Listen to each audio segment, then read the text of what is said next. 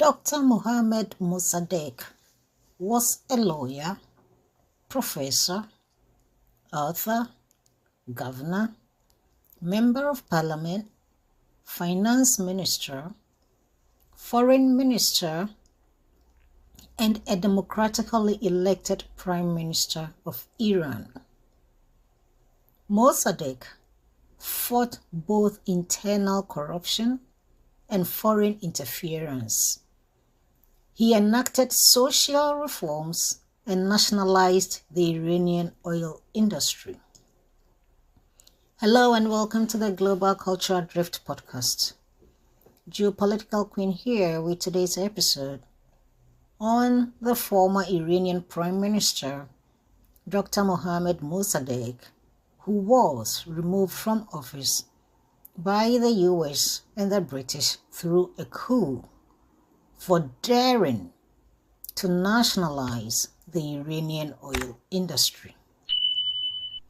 In 1953, Mossadegh was overthrown by a British-American coup. He was arrested and tried as a traitor in a military tribunal court. It was the CIA's first successful dismantling of a foreign government, and Iran has not known peace since then.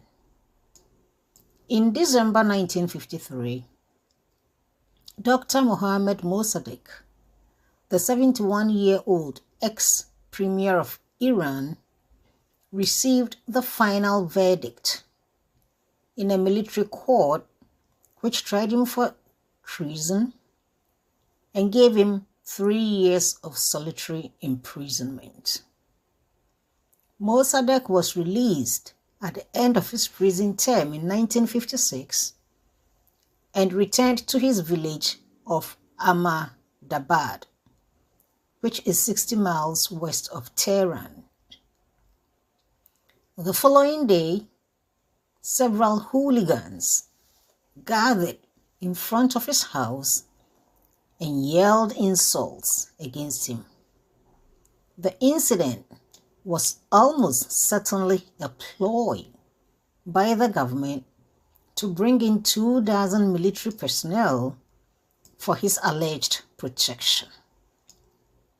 According to Mossadegh, after a coup d'etat in Iraq, the authorities doubled the military unit assigned to him and barred him from leaving the confines of his home. From then on, he was only visited by his wife and close family members, mainly on Fridays for a few hours. During these intervals, however, Mossadegh suffered from intense loneliness, which worsened considerably with the passing of his beloved wife in 1965. Other than the isolation of a permanent house arrest, Mossadegh had no major problem until mid-autumn 1966, when he noticed a swelling on the left side of his face and a painful blister on the roof of his mouth. When Mossadegh's physician son, Ghulam Hussein, learned about this, he arranged for Dr. Ismail Yazdi, a young maxillofacial surgeon who was also trained as a pathologist, to visit his father in Ahmadabad. Upon meeting Dr. Yazdi, the young doctor told Mossadegh that he once had the honor of meeting the premier as a student representative. Mossadegh paused for a moment and then asked, "Doctor, when you saw me before, were you satisfied with your visit?" When Dr. Yazdi replied in the affirmative, Mossadegh responded wryly, Now I can safely open my mouth for examination. Dr. Yadzi suspected a malignant tumor in the roof of his mouth and proceeded to biopsy the area under local anesthesia. As he was saving the malignant tumor in the gums and roof of his mouth and proceeded to biopsy the area under local anesthesia, he decided to give himself some time to go through this treatment. Saying goodbye, he told Mossadegh that he hoped to return next week with good news about the biopsy result. Dr. Mossadegh replied, quote, "I hope it's cancer. I'm tired of this loneliness and life," quote ended. Days later, Dr. Yadzi made the diagnosis of transition cell carcinoma, TCC, a rare malignancy of the paranasal cynosis. This was confirmed also by Dr. Kamal Amin, a prominent professor of pathology at the Tehran University. According to Dr. Yadzi, when he informed Dr. Mossadegh of his cancer, to his surprise, he showed no sign of distress. Dr. Mossadegh agreed to go to Tehran for a thorough evaluation, but to leave Ahmedabad required permission from the Shah himself. This was accomplished when Professor Yahya Adil, the famous surgeon and a close friend of the Shah, intervened in the matter. It was then that Dr. Mossadegh was taken to Tehran and admitted in Najemiah Hospital, a charity facility established by his mother years before. Due to his advanced and highly aggressive tumor, the 84-year-old Mossadegh was not a candidate for surgery even if it was technically possible. With no prospect for any possibility for a cure, the reasonable option for Mossadegh was to receive supportive care, mainly consisting of pain management and nutritional support. Considering the slow rate of his tumor, he could have potentially lived like this for another year or so. However, things took a turn at the Najemiah Hospital when another surgeon proceeded to obtain a biopsy from Mossadegh's sinus area against Dr. Yadzi's advice.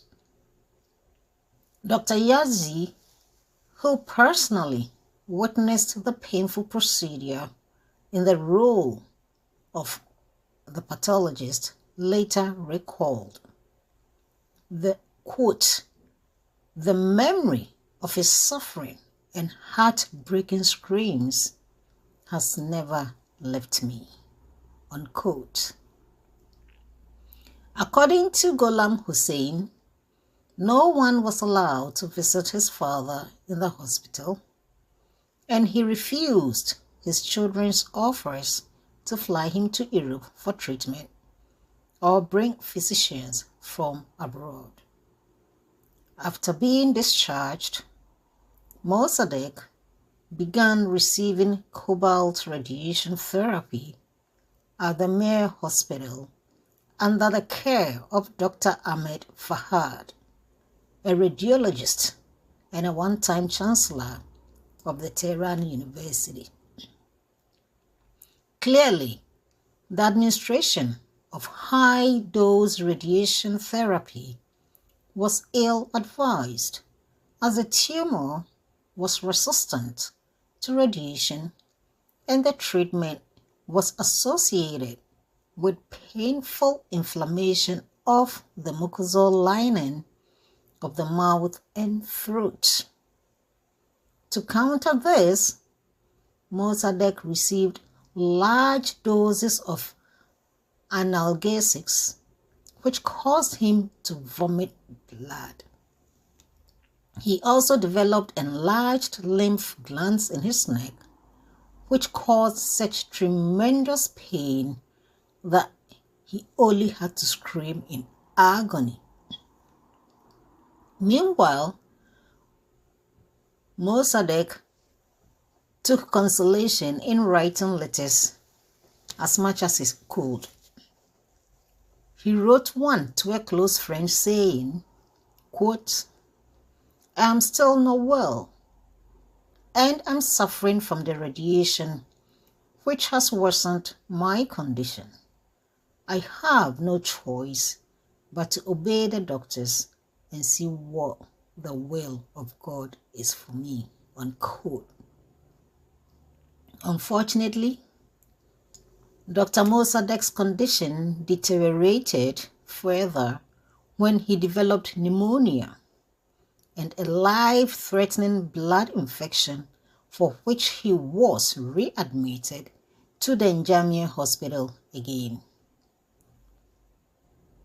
Soon afterwards, he fell into a coma. At dawn on March 5th, 1967, Dr. Mossadegh passed away, primarily due to complications of his cancer therapy. He was denied a funeral by the Shah and was buried in his living room, despite his request to be buried in the public graveyard beside the victims of the political violence, so as not to prevent a political furor. On August 19, 2013, the CIA publicly admitted for the first time its involvement in the 1953 coup against Iran's elected Prime Minister, Dr. Mohammed Mossadegh. The CIA is quoted acknowledging that the coup was carried out under CIA direction and as an act of U.S. foreign policy, conceived and approved at the highest levels of government. U.S. officials expressed regret about the coup, but have fallen short of issuing an official apology. The British government, however, has never acknowledged its role. This is the story of an elected Prime Minister of a sovereign country who was overthrown and died in isolation because America and Britain thinks that it is their right to impose puppets on sovereign countries to extend their foreign policies for their interests, but not for the people of the said countries.